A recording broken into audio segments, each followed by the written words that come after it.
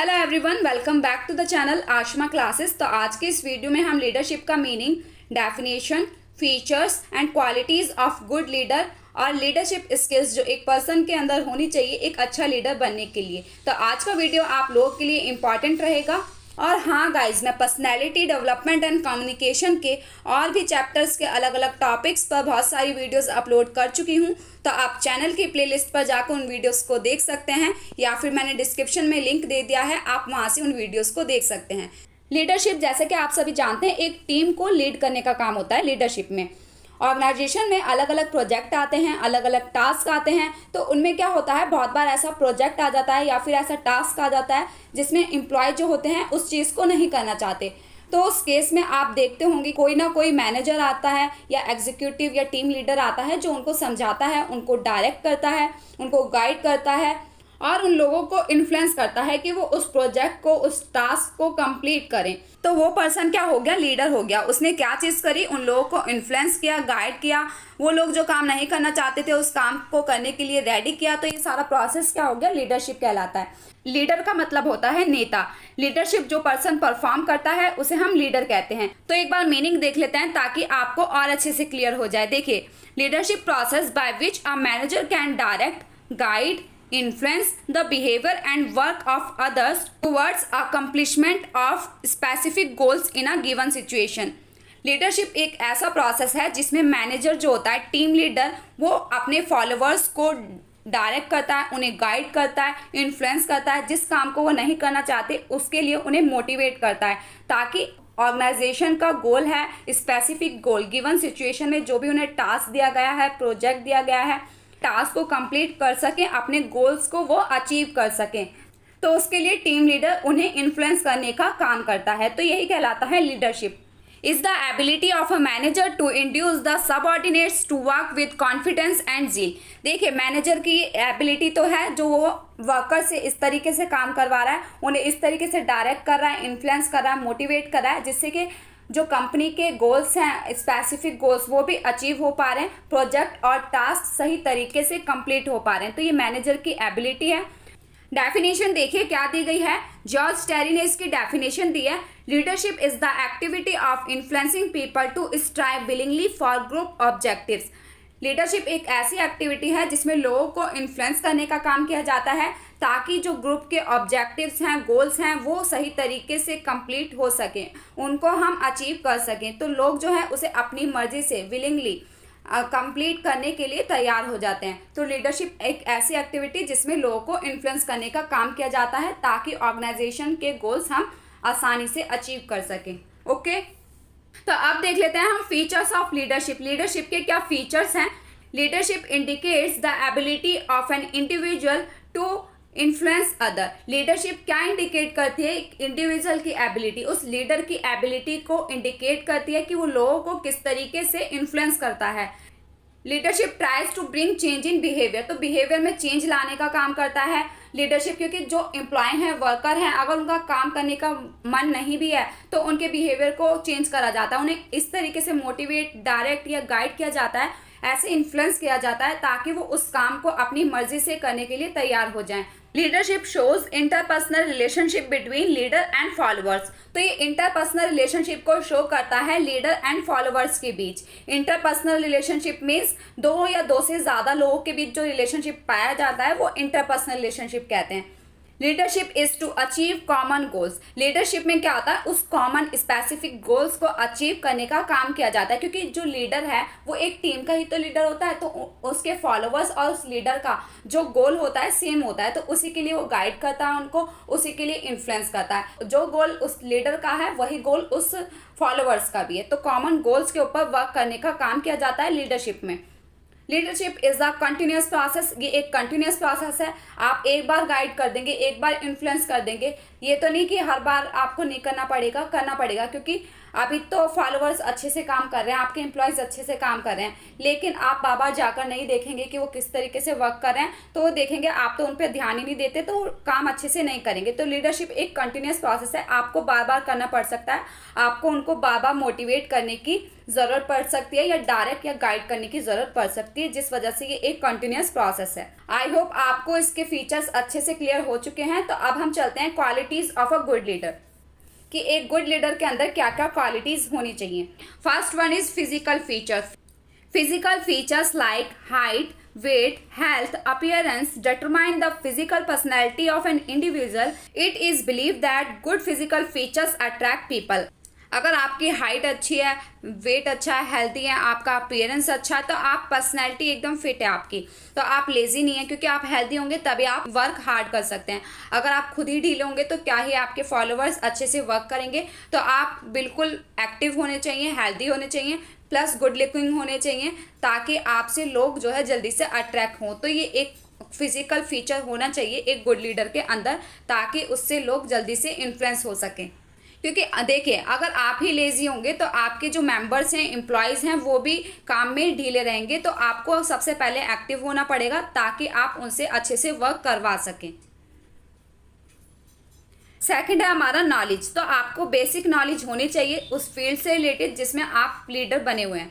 अगर आपको basic knowledge ही नहीं है तो क्या ही आप एम्प्लॉयज़ को, उन वर्कर्स को गाइड कर पाएंगे। आप उन सबऑर्डिनेट्स को करेक्टली गाइड नहीं कर सकते, ना ही आप इन्फ्लुएंस कर सकते, क्योंकि आपको कॉमन सेंस होना चाहिए, कोई कॉन्फ्लिक्ट को मैनेज करना आना चाहिए, उन वर्कर्स को आपको इन्फ्लुएंस करने की एबिलिटी होनी चाहिए।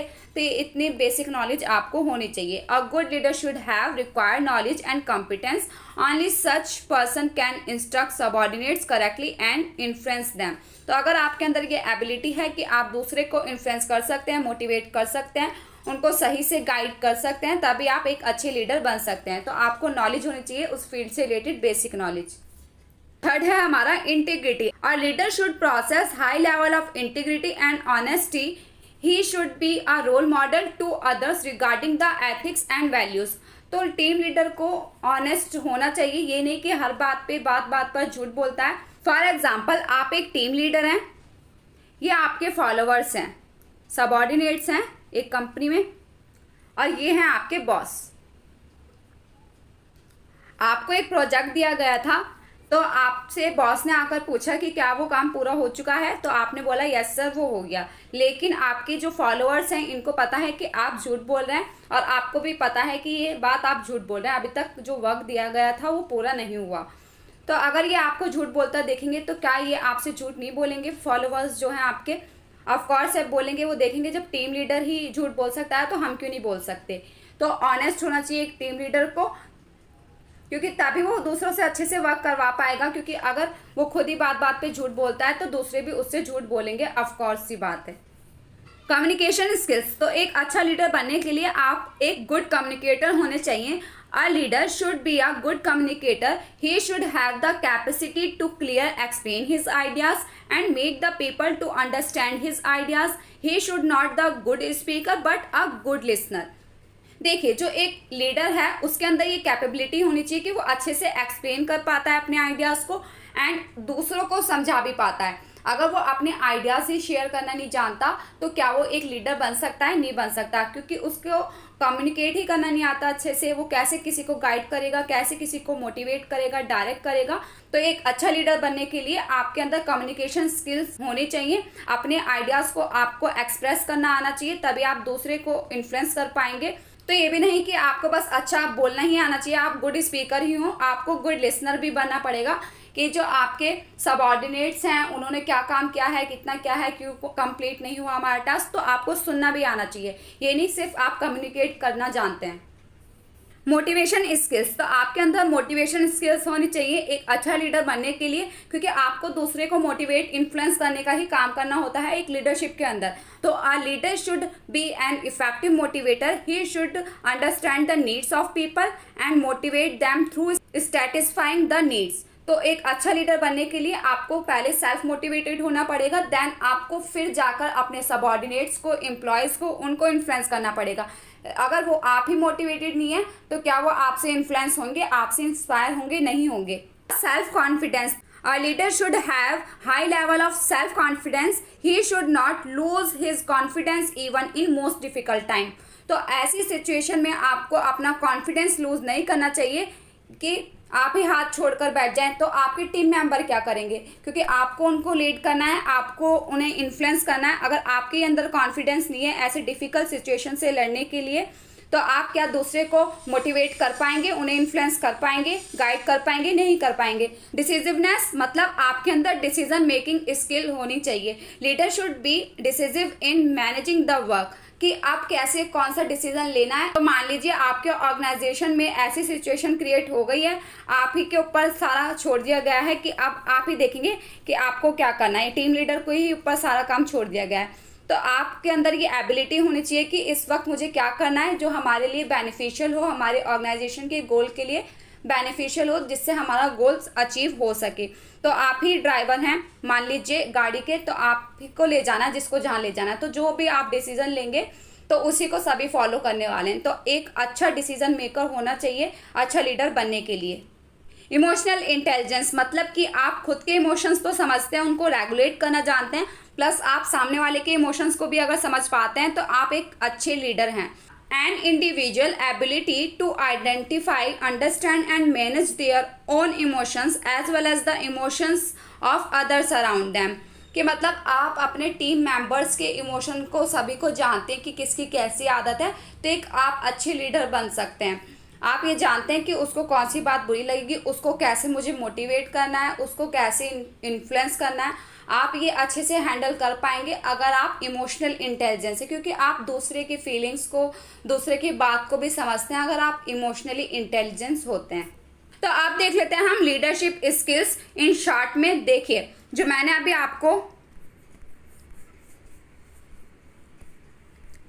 देखिए ये फिजिकल फीचर बताया था, तो ये तो क्वालिटी होती है गुड लीडर के अंदर, उसकी हाइट कैसी है, उसकी हेल्थ कैसी है, तो ये आप क्वालिटी ऑफ गुड लीडर में ऐड करेंगे। लेकिन जो नॉलेज है, इंटीग्रिटी है, ये सभी स्किल्स हैं, तो आप लीडरशिप स्किल्स में इसे लिखकर आ सकते हैं।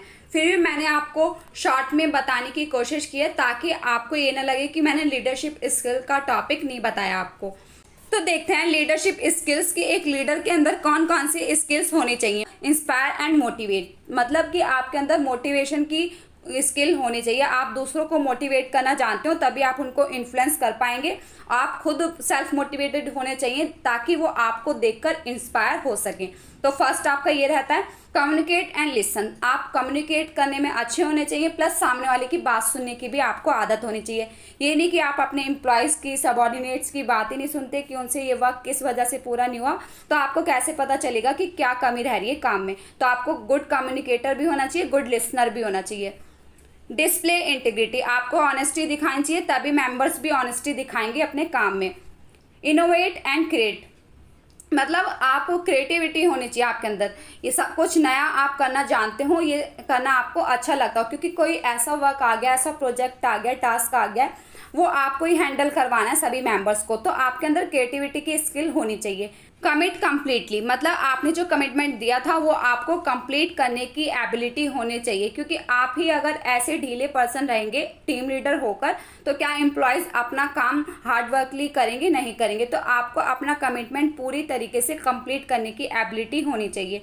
इन्फ्लुएंस एंड परsuade तो आपको दूसरे को इन्फ्लुएंस करना आना चाहिए, ये स्किल आपके अंदर होनी चाहिए, क्योंकि लीडर का काम ही होता है अपने एम्प्लॉयज़ को, अपने जो भी टीम मेंबर्स हैं उन्हें इन्फ्लुएंस करना। परsuade मतलब समझाना, उनको समझाना आना चाहिए कि देखिए जी ये वर्क है, आपको ऐसे ऐसे करना है। तो टीम लीडर का काम होता है उन्हें इन्फ्लुएंस करना एंड परsuade करना, तो ये स्किल आपके अंदर होनी चाहिए। हैव अ क्लियर विजन, आपका जो विजन है क्लियर होना चाहिए, मतलब आप डिसीजन लेने में अच्छे होने चाहिए कि आप मुझे इस सिचुएशन में, इस डिफिकल्ट टाइम में क्या करना है क्या नहीं करना। डिस्प्ले सेल्फ बिलीफ, तो आपको अपने ऊपर बिलीफ होना चाहिए, आप सेल्फ कॉन्फिडेंस रहना चाहिए, क्योंकि आपको अगर अपने ऊपर ही बिलीफ नहीं है तो क्या मेंबर्स जो हैं, टीम मेंबर्स जो हैं वो आप पर बिलीव करेंगे? नहीं करेंगे। तो सबसे पहले आपको खुद पर कॉन्फिडेंस होना चाहिए कि जो मैंने डिसीजन लिया है वो सही है और जो हम अपने गोल्स को या टास्क को, प्रोजेक्ट को कंप्लीट कर सकेंगे।